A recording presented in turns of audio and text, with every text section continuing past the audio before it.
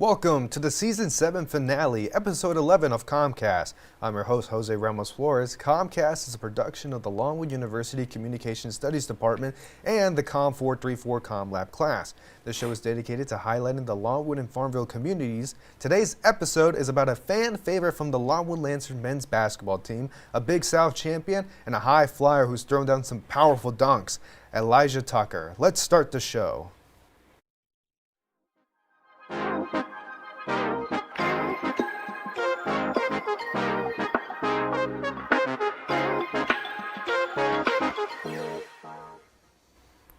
Joining us on set today is the man in the middle himself, Elijah Tucker.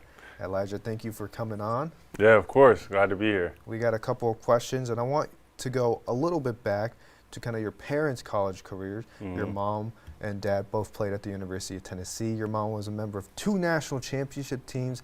Your dad played football, eventually going to the NFL. Yeah. So I want to know, was it always known that you were going to play sports?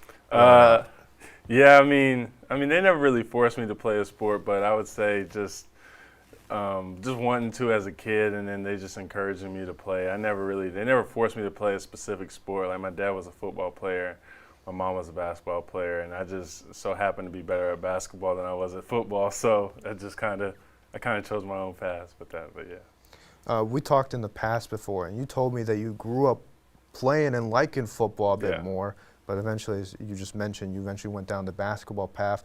Where did that transition point happen? Yeah, it was in middle school. So when I was in 7th grade, I was playing basketball and football. And towards the end of that year, they started asking me if I was going to play in 8th grade. And I was like, I don't know, really. Because I was just thinking about that conditioning, that workout we did. And we had to wear our helmets, and we were running around. I was like, I don't know, and I was looking like I'm keeping up with the guys and stuff when we were in middle school, and everybody's getting muscles and whatnot, and I'm still just shooting straight up. So I was like, nah, I'm done playing football, and I just stuck with basketball. But yeah, 7th grade.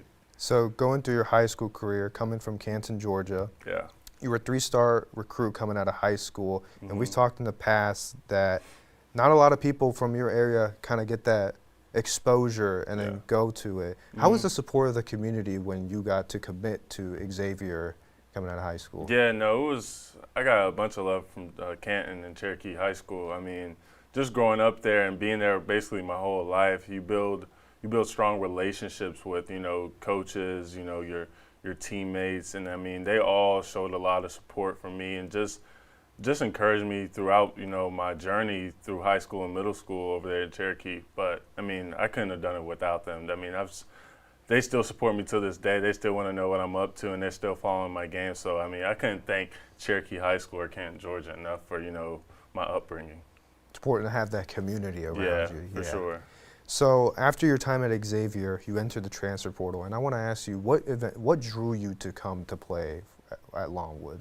Yeah, I mean, I would say the fact that, Longwood doesn't have a football team, so it's like, everybody's like all into the basketball, but really just, the community, I like the small town aspect of things. I like how everyone knows each other. Everybody's really kind. It was honestly the best fit for me. They're putting the new facilities together, like JPB. We had just got a new weight room. So, I mean, I felt like it all aligned with my ideals and everything. So it was really just a perfect fit for me. In your first year here, the team wins the Big South championship. But prior to the championship game, you faced an injury. We've talked in the past about how the team kind of rallied about you and supported you through that. Can you kind of give some insight on how that meant to you? Yeah, I mean, it sucked going down during the semifinals game against High Point. So I went to the hospital. And I remember, like, right before I left to the hospital, I had told Shimon Zapala, he was my roommate at the time, like, on the away trips. And I told him, I was like, hey, just don't worry about me, just go win the game. He was like, I got you. And I remember, watching it in the hospital, and I was like, dang, this game's not even close. Like, he wasn't lying. So, I mean, they beat Asheville pretty bad in the championship. And I'm just like, I'm getting bored watching the game in the hospital. But, I was just so happy for them, and I was glad they were able to do it. And they supported me. They lifted up my jersey and let the people know that I was good. So, I mean, I was just happy that we were able to win the tournament. I like how you say you were bored, but obviously you were very happy Yeah, that you guys were. I was definitely happy. I was bored watching it though. They were getting killed. But. So after Griff Aldridge, former head coach of the Longwood team, leaves here, you decide to test the waters in the transfer portal, but eventually you decide to come back. Yeah. And something you mentioned throughout the season, you came back because of Coach Ronnie Thomas. Yeah. So can you tell us what in that instance brought you back to play? For real, I would say it was my teammates. Like we had E-Man coming back, we had Jalen Bernard, we had Johan, we had KJ. And, I've been with most of those guys for 3 years. This is my third year with them. So, I mean, it was just the love I had for those guys and just the connection we had. And it was really just hard to say no to Longwood. I mean, I've been here for now 3 years, but it's always felt like home. And, everybody's been so kind to me. And it's really been a blessing that I found Longwood. And it's really, shaped me in a lot of ways that, that will carry me on to the future. So I'm just really blessed that I was able to, stay here at Longwood and, give it another shot. Playing under Coach Thomas this past season, can you talk about kind of the relationship the two of you built throughout the course of the season? Yeah, I mean, when I first came to Longwood, Coach Ronnie, he was recruiting me. He did a lot of the recruiting for me to come to Longwood. So we already had that connection. But, being able, this was his first year as a head coach, and it was we trusted each other. It was a big trust thing, and, Coach Ronnie's my guy. I mean, I'll talk to him for 10 years, 20 years from now, because that's just kind of the relationship we built. And I really look at him as a mentor of mine. I really look up to him. He cares about the right things. He's about the right things. He's really a happy, outgoing person. Like he's always smiling. You never see him down. And I just love that about him. He's consistent with with everything he does. He's the same person every day, and you can't ask for a better coach than Ronnie Thomas. So I was just so blessed to be able to play for him, and him giving me the opportunity to play for this Longwood basketball team. As of recent, you've elected to enter the transfer portal. So can you tell us what's next for Elijah Tucker?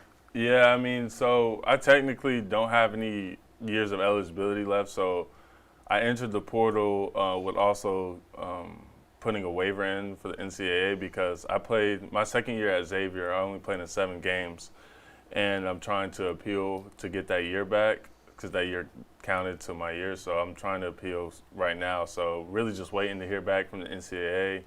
I kind of had to be in the portal because if I wasn't in the portal, I wouldn't be able to go anywhere. So I had to put my name in just so I could have the option to go places. But yeah, just waiting to hear back now. So if not, I'll just go overseas because I've signed with an agent and stuff. So I'll just go overseas and yeah, it'll be a journey across the world. So we'll see.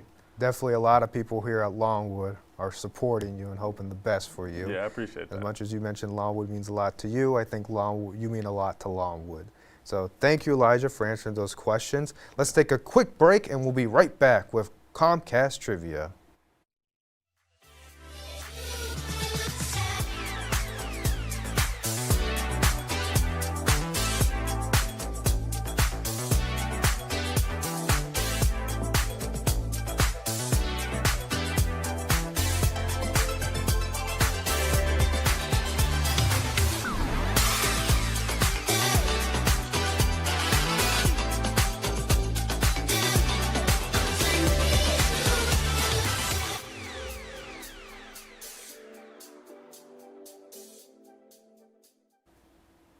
It's time for everyone's favorite segment, Comcast Trivia.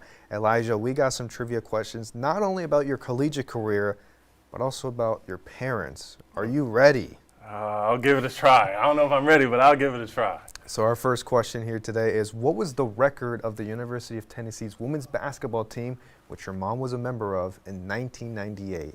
Jeez, I honestly, like I said, I don't know, but I'm going to give it a try. I want to say they're like, okay, 39-0. Thanks. 39, that's exactly what I was going to say, too. That's a great. We want to ease your way into it. Yeah. We want to give you something to start off with a win. That. So we'll move on to our second question. Which NFL team was the first to sign your dad in 2000? I think that was the Colts. I want to say That is correct. It That was was the good. Indianapolis Colts. You're 2 for 2 so far. Yeah. So now we're going to transition over to your questions. Okay. What was your career high in points at Longwood, and who was it against? It was 24, 3, I think, 20 something, 24. Who do you think it was against? I honestly couldn't tell you. I don't know who it Well, was. it was 24, and it's against Pfeiffer. Oh, okay.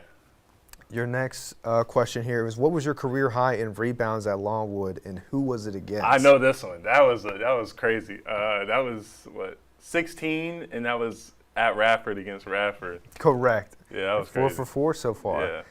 Final question here. You've attempted 3 3-pointers in your collegiate career.